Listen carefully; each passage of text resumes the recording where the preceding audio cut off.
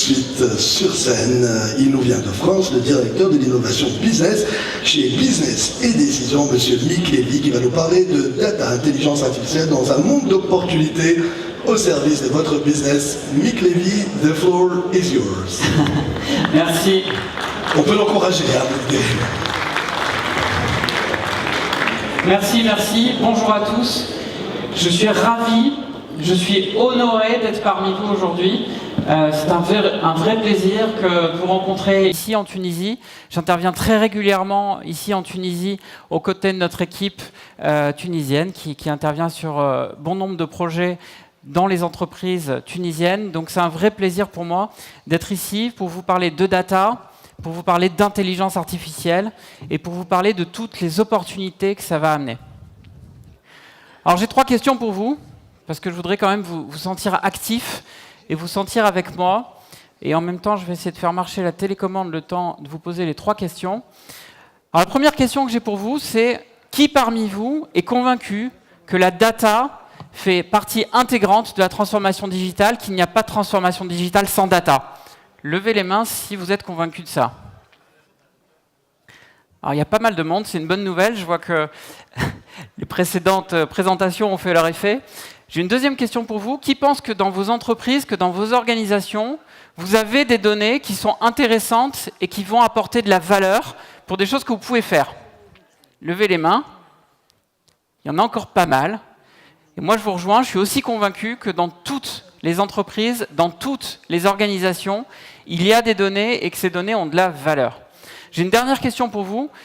Qui trouve dans vos entreprises que vous exploitez assez bien vos données, que les métiers ont assez accès aux données, que les usages ont été créés en se basant sur ces données? Qui pense qu'effectivement, ça a assez bien avancé là-dessus, dans vos entreprises? Bon, je vais les compter là. Je crois que j'ai 2 mains, en tout et pour tout, sur la salle. Ah, une 3e se lève à ma gauche. Alors, je serais très intéressé pour discuter avec vous, pour savoir quelles sont vos convictions là-dessus, on pourra en parler. Mais effectivement, le constat est là, les mains qui se sont levées le montrent bien. Il y a une conviction profonde que la data est importante pour la transformation digitale, que dans les entreprises, il y a de la data, mais qu'elle n'est pas encore assez bien exploitée. Alors j'ai un petit souci de télécommande, moi aussi, si on peut me passer le slide. Voilà, super. Donc si on le dit en un mot, c'est notre conviction chez Business et Décision, c'est ce qu'on défend depuis maintenant 25 ans. La data est un actif pour toutes les entreprises, pour toutes les organisations. Et de même que vos ressources humaines, votre immobilier, vos matériels, vos usines sont un actif de l'entreprise, commencez à voir la data comme étant un actif à part entière et à chercher à valoriser cet actif. Alors, on a beaucoup parlé déjà d'intelligence artificielle juste avant, et si on peut passer le slide, s'il vous plaît.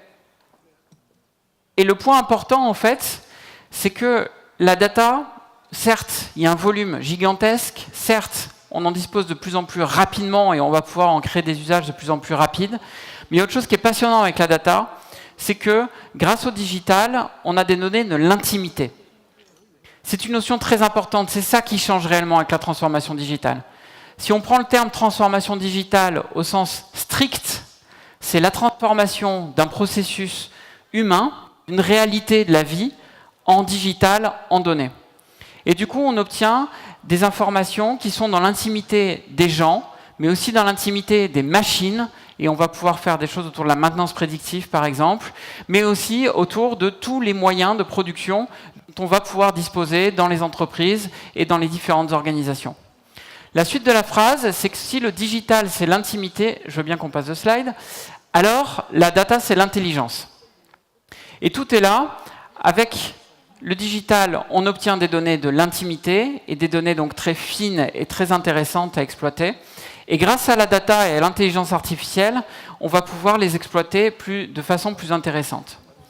L'intelligence artificielle, au final, c'est quoi?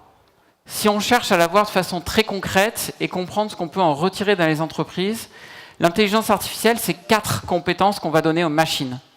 Les 2 premières, c'est des compétences pour qu'elles puissent simplement interagir avec nous. Donc ça va être donner à la machine la capacité de percevoir, de comprendre ce qu'elle voit, de comprendre ce qu'elle entend. C'est de travailler en langage naturel, c'est de travailler avec des caméras et d'interpréter les images. C'est aussi des capacités d'interaction Alors on imagine tout de suite les robots, mais on peut penser à des interactions beaucoup plus simples, hein, des alertes sur des écrans, des interactions sur des smartphones, etc., etc. Et deux autres capacités qui sont des capacités cognitives. La machine sait maintenant raisonner et comprendre des situations et des phénomènes qui sont extrêmement complexes. Et la machine, surtout, et c'est ça qui est magnifique, ce qu'on appelle le machine learning, c'est apprendre. Elle va apprendre par elle-même et tirer parti de l'ensemble des expériences que la machine aura vécues, qu'on aura données en apprentissage à la machine, pour savoir mieux réagir. Et grâce à ça, on va savoir prédire ce qui va arriver. Grâce à ça, on va savoir analyser en temps réel tout un tas d'images et savoir interagir sur ces images. Grâce à ça, on va savoir lancer automatiquement une action pour proposer toujours la meilleure chose à nos clients, à nos employés, aux machines, etc., etc. C'est ça qui rend l'intelligence artificielle si puissante. Alors ce que je vais vous donner maintenant, c'est des exemples concrets. Si on peut passer de slide, je vais vous montrer quelques exemples très concrets de projets qu'on a réalisés, qui sont récents, que j'ai moi-même vécu, et qui ont apporté, par l'intelligence artificielle et par la data, une très très forte valeur aux organisations pour qui on les a réalisés. La première chose, c'était donc pour une grande banque française.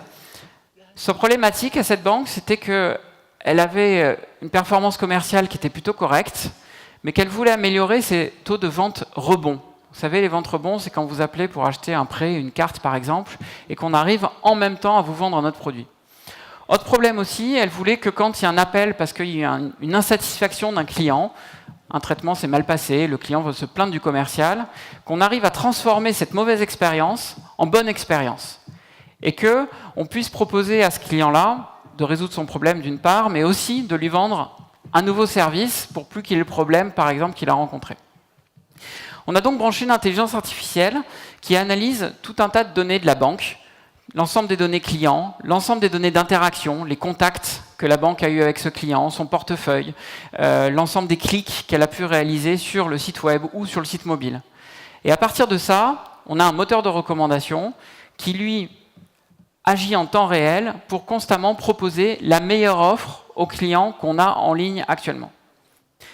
Et sachez que simplement avec cette application, juste en proposant à chaque fois le meilleur produit au commercial qui est au téléphone ou qui est directement en agence, on a pu augmenter les ventes rebonds de cette banque de 30%. Dans des dispositifs marketing, 30% de ventes rebonds, c'est énorme, et une augmentation de 30%, c'est énorme. Il y a certains produits dont on a juste multiplié les ventes par 2. En France, je pense que vous en avez aussi en Tunisie, on a des produits de protection juridique. C'est des produits qui rapportent énormément, qui sont très rentables pour les banques, parce qu'en vrai, les clients ne pensent pas à faire appel à ces produits de protection juridique, c'est demander l'assistance d'un avocat dans certains cas. Ce produit est assez technique et on s'est rendu compte que les commerciaux ne savaient pas bien à qui le proposer. Et juste par le moteur de recommandation, la vente de ces produits a été multipliée par 3. Simplement en poussant à la bonne personne, au bon moment, le produit à proposer, et ce, en temps réel. Donc ça, c'était une première application orientée sur le commerce dans les banques. Je vais vous en montrer maintenant une deuxième, si on peut tourner de slide, s'il vous plaît. Alors celui-là, c'est pour une grande enseigne de retail, et en l'occurrence, on est dans de la restauration rapide. Et là, le problématique, c'est que cette grande enseigne de restauration rapide, il y a un peu plus de 1000 points de vente en France, fait face à un nouveau problème. Ils ont toujours été en croissance, et puis là, la concurrence arrive, les mentalités, le fonctionnement changent des citoyens, et puis ils ont des performances commerciales qui commencent à être moins bonnes. Et ils voulaient avoir une compréhension de qu'est-ce qui faisait qu'un restaurant fonctionnait bien, un autre fonctionnait pas du tout, et qu'est-ce qui donnait l'équilibre finalement entre les restaurants, qu'est-ce qui drivait réellement la performance commerciale des restaurants. Donc pour ce faire, on a récupéré toutes les données des restaurants, et notamment l'ensemble des tickets de caisse, avec un historique de 4-5 ans, que je crois qu'on en disposait. On a croisé ces données avec des données externes, notamment des données de météo, puisque ça influe grandement sur le business des restaurants, surtout que la météo à Paris n'est pas aussi bonne que la vôtre, malheureusement. Donc on a croisé avec les données de météo, on a croisé avec des données de statistiques, on a croisé avec des données de marché, pour arriver à comprendre ce qui faisait la performance des restaurants. Et avec ça, on a réussi à construire un outil qui vient finalement aider les managers, qui vient aider ceux qui sont en charge de l'animation commerciale.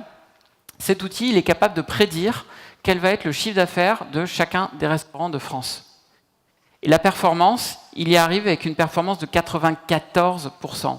L'outil est capable de prédire à 94% de fiabilité quel va être le chiffre d'affaires de chacun des restaurants en France, mois par mois, sur une année glissante. Alors je peux vous dire que nos data scientists roulent des mécaniques dans les couloirs, ils sont extrêmement fiers de cette performance, c'est vrai qu'elle est d'un point de vue technique très forte, mais en réalité ça va changer énormément de choses pour cette enseigne. Puisque au lieu d'incentiver les commerciaux en disant il faut que tu vendes plus que l'année dernière, il faut que tu vendes plus que le mois dernier, ils vont lui dire voilà, tu es capable, si tu es au top de ta performance, de vendre tant. Compte tenu de ton emplacement, compte tenu de la météo qu'on va avoir cette semaine, compte tenu de tout ce qui a été vendu les années précédentes et dans tous les magasins et dans tous les points de vente, alors tu dois être capable de vendre tant. Et si on n'y arrive pas, on travaille avec toi à l'animation, on travaille avec toi à améliorer un certain nombre de points de formation, un certain nombre de points d'investissement sur le restaurant, par exemple. Mais on dispose d'un outil qui voit le futur, mais qui voit le futur de façon fine, restaurant par restaurant. Et donc ça permet d'animer finalement commercialement tout le réseau de façon très différente. Ce cas d'usage est passionnant parce qu'en intelligence artificielle, on pense beaucoup avoir la vision des clients. Et là, on n'a pas vu la vision des clients, on a vu la vision des points de vente de l'entreprise et on a cherché à analyser avec un angle sur les points de vente qu'est-ce qui pouvait être réalisé. Donc ce cas d'usage est passionnant et peut s'appliquer à un nombre de business extrêmement large dès lors que vous avez un certain nombre de points de vente dans la banque, dans l'assurance, dans tous les domaines du retail, dans les domaines de la restauration, comme c'était le cas ici. C'est un cas qui est extrêmement large en termes d'usage. Je vais vous donner un troisième exemple, si on peut tourner de slide. Alors cette fois, on est dans le monde des télécoms. Et on est face à un opérateur télécom mondial.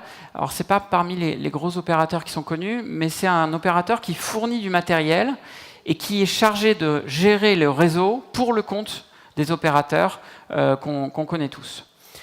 Et eux, ils ont plusieurs problématiques. C'est qu'ils gèrent un réseau composé de centaines de milliers d'équipements. Et il peut arriver tout un tas de problèmes à tout moment sur le réseau. Et si vous travaillez dans les télécoms, vous savez qu'il est extrêmement difficile d'arriver à analyser où sont les problèmes et quelles sont les causes initiales des problèmes. Alors avec eux, on a travaillé sur plusieurs intelligences artificielles. Et il y en a une qui a été particulièrement efficace pour le support. Donc le support est organisé chez cet opérateur de façon très traditionnelle, avec un niveau 1 qui prend un maximum d'éléments qui remontent au support par mail, par appel téléphonique, etc. Un support de niveau 2 avec un niveau d'expertise plus fort et un support niveau 3 avec un très très haut niveau d'expertise. L'objectif est qu'il y ait un maximum de points qui puissent être traités au niveau du support niveau 1, pour que les experts n'en fassent appel que quand on a réellement besoin. Et jusque-là, il n'y avait pas énormément de demandes qui arrivaient à être répondues au niveau 1. Alors ce qu'on a fait, c'est qu'on a mis en place une intelligence artificielle qui analyse automatiquement le texte du problème qui est remonté au support. Donc il est remonté par un verbatim, ou alors l'opérateur ressaisit un verbatim décrivant le problème. Il est remonté par mail, mais il y a une intelligence artificielle qui analyse le texte en temps réel et qui fournit les 5 meilleures réponses à donner au client. Le taux de réussite est extrêmement bon, puisque la réponse la plus pertinente est effectivement la bonne réponse dans 72% des cas. Si on prend les 5 réponses entre elles, on a la bonne réponse à, je crois que c'était 92 ou 91% des cas. Donc l'intelligence artificielle a été capable par elle-même de déterminer dans 91% des cas quelle était la bonne réponse à fournir au client, quelle était la bonne réponse à fournir face à un problème réseau qui peut être extrêmement complexe à analyser. Là-dessus, on s'est basé simplement sur une base de connaissances qui était établie chez l'opérateur, qui était renseignée peu à peu, mais que l'intelligence artificielle continue de nourrir et continue d'être meilleure en meilleure à chaque cas qui arrive, puisqu'elle continue elle-même d'apprendre des réponses qu'elle donne et des problèmes qu'elle rencontre pour les clients. Et on est en train de transformer ça en chatbot pour que ça puisse être totalement interactif et qu'un client qui a un problème se connecte, interagissent directement avec le chatbot et obtiennent par lui-même la réponse sans même plus qu'il ait à passer par le support de niveau 1. Alors en conclusion, parce que j'ai entendu la petite cloche, l'intelligence artificielle fait un peu peur. On en a parlé juste avant d'un point de vue des métiers, etc., etc. Nous, chez Business et Décision, on est convaincus que, peur ou pas, de toute façon, ça va venir. Et en réalité, ce qu'il faut penser, c'est que les entreprises qui sauront le mieux utiliser ces intelligences-là sont celles qui vont prendre le plus d'avantages concurrentiels. Donc il faut aller vite, parce que le marché va vite là-dessus. Et l'apport réel de l'intelligence artificielle, c'est qu'on va augmenter les capacités humaines. Dans les 3 cas que je vous ai donnés, on a augmenté les capacités humaines, on n'a pas remplacé les humains. On les a augmentés en leur donnant un pouvoir de prédiction. On les a augmentés en donnant un pouvoir de gestion d'une masse d'informations extrêmement rapidement. On a augmenté en ayant cette capacité de traiter en temps réel des dizaines et des dizaines d'arrivées au support, par exemple. Et c'est ça qui change tout avec l'intelligence artificielle et qui va donner une puissance dans les années qui viennent qui est exceptionnelle. Et bravo, vous avez raison pour tous ceux qui ont levé la main. Effectivement, dans toutes vos entreprises, il y a des sujets à adresser, il y a des projets à faire. Je vous remercie. Merci. Merci.